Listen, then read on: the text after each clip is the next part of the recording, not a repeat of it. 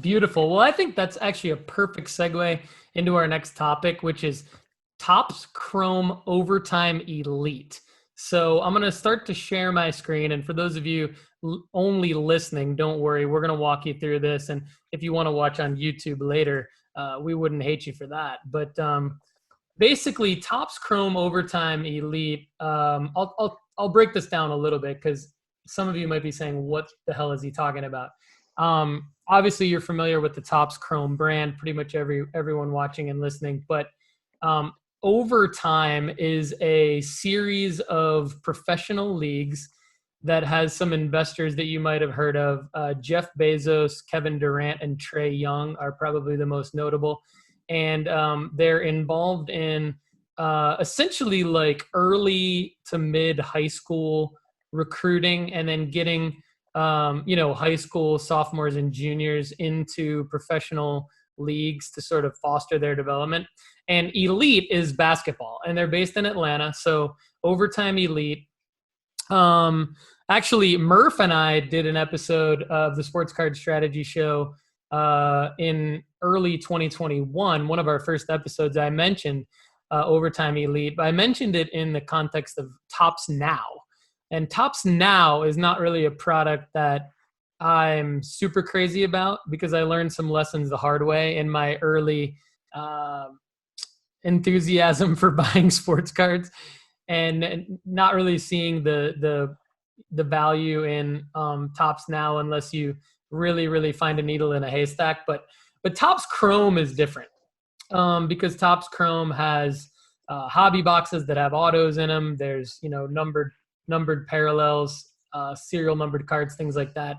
And Topps Chrome is it's a brand that's more like Panini Prism, right? Where everybody wants Topps Chrome, regardless of the actual sport. We've seen what happened. We know about baseball. We've seen what's happened in F1, and basketball is a sport that is huge in culture. And ESPN.com recently did a great article on the inaugural season of Overtime Elite. What's risky about this product is that it's totally unproven. We don't know who these guys are yet. They're literally like 15, 16-year-old high school kids that are trying to get to the NBA through playing in a league that is in its first year. But it just finished its first year. It did not have a TV contract, so its games basically were only available on social media after the fact, so YouTube, Instagram. But they have significant financial backing. It looks like they're here to stay. They have a plethora of 5-star recruits and multi-million-dollar sponsorship deals. They have sponsorship deals with State Farm, Gatorade, Meta, which we all know more commonly as Facebook. And they have really what they need the most, top players, right? So there's one guy, Jean, actually, because I believe he's from France. Jean Montero is projected to be a first-round pick this year. He's the only player who's eligible for the 2022 NBA draft. Then they have a pair of twins, Asar and Amen Thompson, who are eligible for the 2023 NBA draft and are projected lottery picks in 2023. And they just signed Nasir Cunningham, who is eligible for the 2024 NBA draft, and he is the number 1 recruit in his class. So essentially, you might be wondering, like, why is there this league? Basically, it's so that there's an alternative to college. There's an alternative to going overseas and playing. And these kids, because they are kids, but these young men earn 6-figure salaries. So it's a small league. They've only got about 30 players.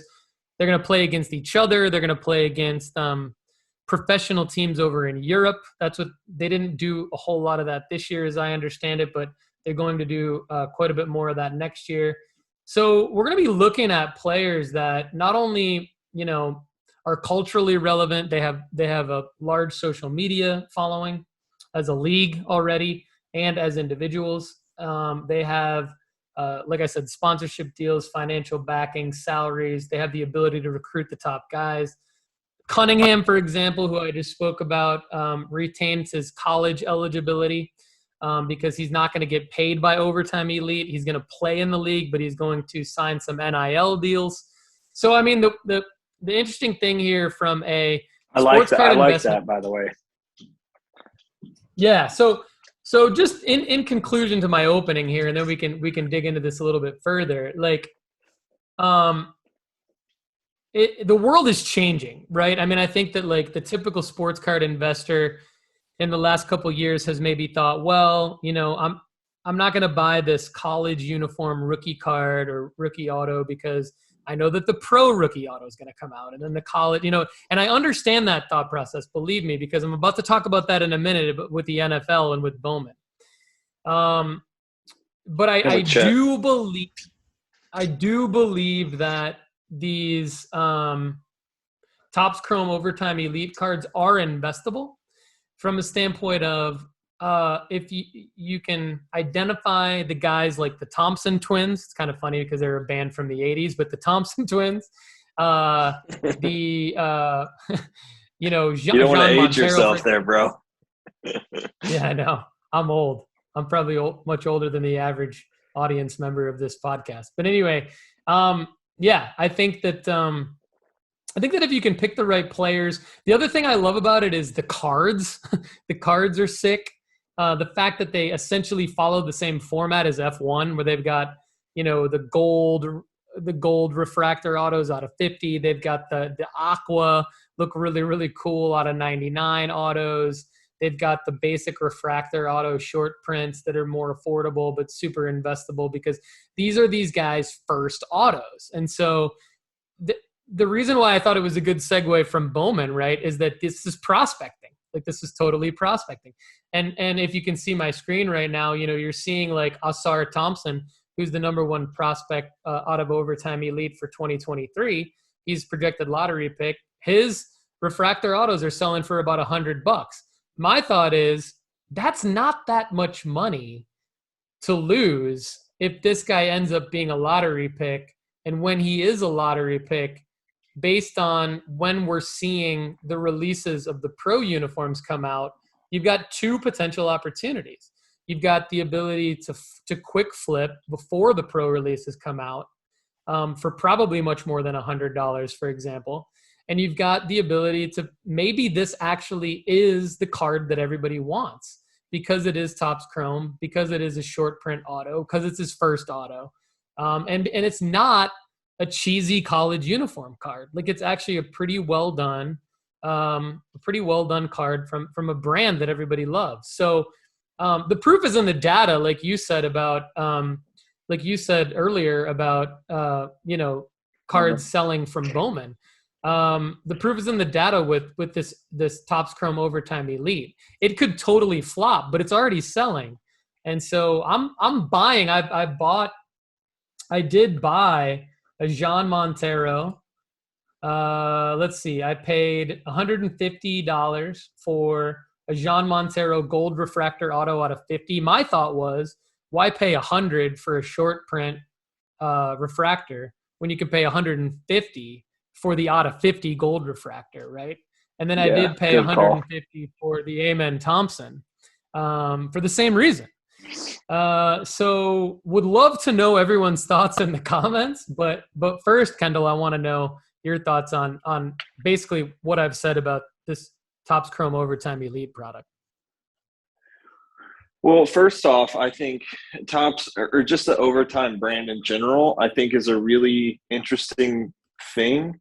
It's like a combination of the G League and AAU basketball put together, you know, and I think it's something that is, I mean, as somebody who played AAU growing up, I know how much absolute, just the filthy amount of riches that are in AAU basketball, you know, like, and if you could just go down the YouTube trail just a little bit, like Team Adidas is making stupid money off of these kids that are like 15 years old, you know, and additionally, it's also very, very expensive to play AAU for a lot of kids, you know, and so it's just it's an industry with a ton of money just rolling around. And then if you take the top 30 players and then put them in a league of their own, like, wow, okay, that's a lot of money. Like think about how many people went to South California to watch the Ball brothers play in their high school gym. Like, can you imagine if LaMelo had the chance to be an overtime player?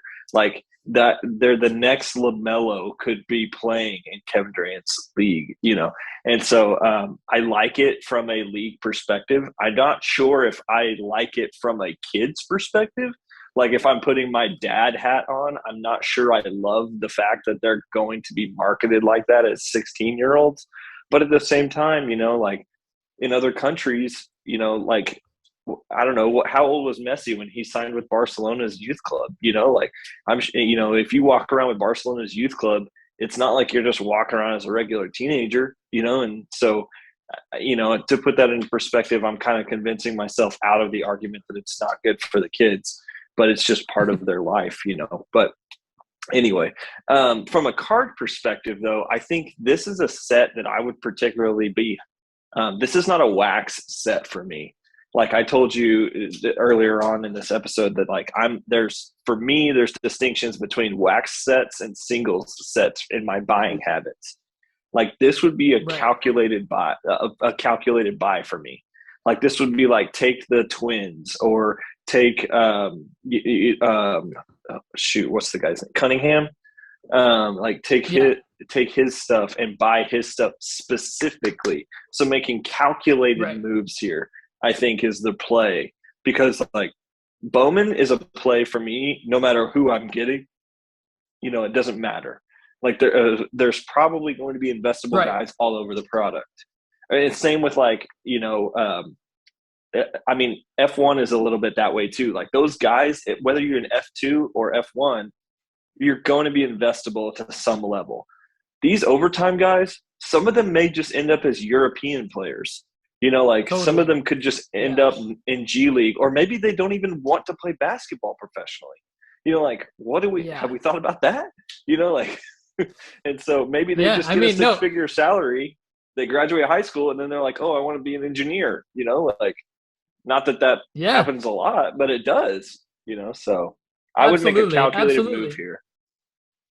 Yeah, I'm glad you said that, because I think you're right on the money. That's a huge distinction. And that's what I'm doing. I'm not buying wax. I'm not ripping wax. I have no interest in 99% of these guys from a sports card investment standpoint, but you already nailed it. I'm going after the Thompson twins and possibly Montero in this set. I don't want to wait long enough to overtime could potentially not be a league anymore. Like I'm not saying it's not going to be a league, but say it gets bought out and by 2024, overtime is not a thing, but this guy is suddenly a 2024 eligible player in the draft. Does that card still hold overtime value? Or potentially, overtime could be much bigger in 2024, but I'm not willing to make that risk. I'm buying the 2022 Montero guy and I want to flip it now, because additionally speaking as well, I think if Montero's draft is high, say he goes top 5, then the overtime's popularity is going to explode, because you've watched draft coverage, they've got 5 minutes between each pick. What they're going to do in that 5 minutes after he gets picked is do nothing but highlight how he played in this league, and how Kevin Durant's probably going to come and talk about the kid and all this, like they're going to hype it like crazy. Yeah. And so I'm in for this year. That's what I'm saying. Yeah.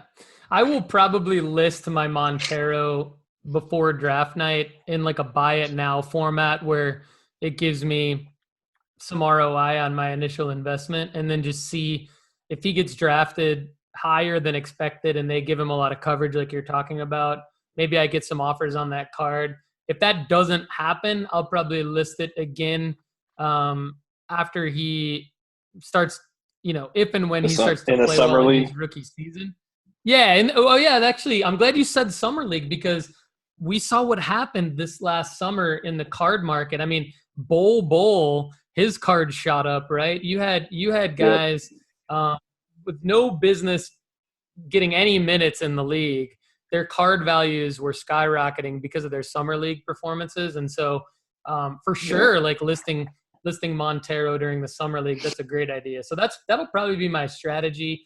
And then in terms of the Thompson twins, my concern there is injury, because I think that it's still going to be a league by the time they get drafted. They will get drafted high unless they get injured, and then their investors will probably be screwed, because it's really hard to fight. Like if injury knocks them out of the first round and they're a second round draft pick, or they go undrafted, then you're kind of SOL at that point. But that's the same thing really with anyone in the hobby. Right. And then just and basketball injuries are so frequent. Yeah. I mean, for clarity, like Cunningham won't have any cards out in this set, I don't believe, because he hasn't joined the league yet. But next year's set, he'll probably be the chase. And does he get some though? Because he's not an athlete with overtime. Does he get a card? I would think that because, he will. My understanding, and this is actually, I want to give some credit to Card Talk Pod, because Ryan and Lou and Tyler, but mainly Ryan and Lou, were talking about this on one of their recent episodes. So I'm actually stealing this information that I'm about to give from them, and what they said is that they believe that the news is that Cunningham joined the league but hasn't yet accepted a salary. And so he's eligible for NIL deals. My thought is that if he joined the league, Topps would be excited and push overtime to say, hey, this dude's in the league. We got to have cards for him. I don't know if him not taking a salary from the league affects his ability to have a card in the set or not. But I think that's an interesting. I just know that he doesn't have cards yet. He doesn't have cards. The other guys do, but 400,000 followers on Instagram already. Not bad for a new thing that not many people. That'll work. So, shows on the feed, so we encourage you to subscribe. And if you need direction on how to subscribe, just go to sportscardstrategy.com, and there's quick links to subscribe to all of our shows right there, and join the Facebook group. We'd love to see you join the Facebook group so we can connect with you, so we can understand more about your sports card investing journey and help you out even more. And check out the nooffseason.com sports card investment report. Save 20% by using the promo code NOOFFSEASON. And we'd love you to check out marketmoversapp.com and get your first month for only $1 by using the promo code NOOFFSEASON.